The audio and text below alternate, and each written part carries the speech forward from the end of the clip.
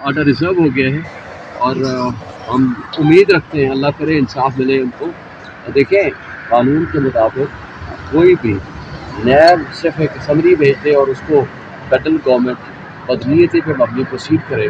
ابھی reference file نہیں ہوا, کورٹ نے کانگریس لے لیا, اس سے پہلے کورٹ انہوں نے فیڈرل گورنمنٹ نے آرڈر کر دیا, نوٹیفائی کر دیا کہ جناب یہ جیل ٹرائل ہے. کس چیز کا ٹرائل ہوگا؟ کیس ہوگا تو ٹرائل ہوگا.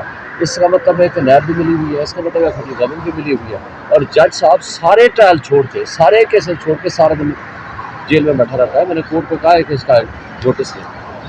نیب نے تو جواب جمع کرایا تھا, گورنمنٹ کی طرف سے کیا جواب آیا؟ نیب نے تو کہا تھا کہ سیکورٹی گورنمنٹ کی بھی یہی آیا, انہوں نے کہا جی بس یہ لیٹر آیا ہے اور اس لیٹر کو بنیاد بنا کر ہم نے فوری طور پر یہ آرڈر جاری کر دیا. سر آج نواز شریف, آصف علی زرداری اور یوسف رضا گیلانی کے اوپر توشہ خانہ کیس پہ ان کی سماعت کی انتخاب عدالت میں, لیکن جج صاحب نے یہ والی جو ہے وہ ملتوی کر دی.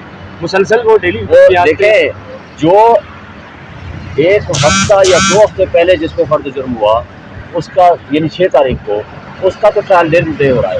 جو سالہ سال سے پرانے کیسز ہیں ان کو سرد خانے میں رکھ کے ان کو چلے گئے.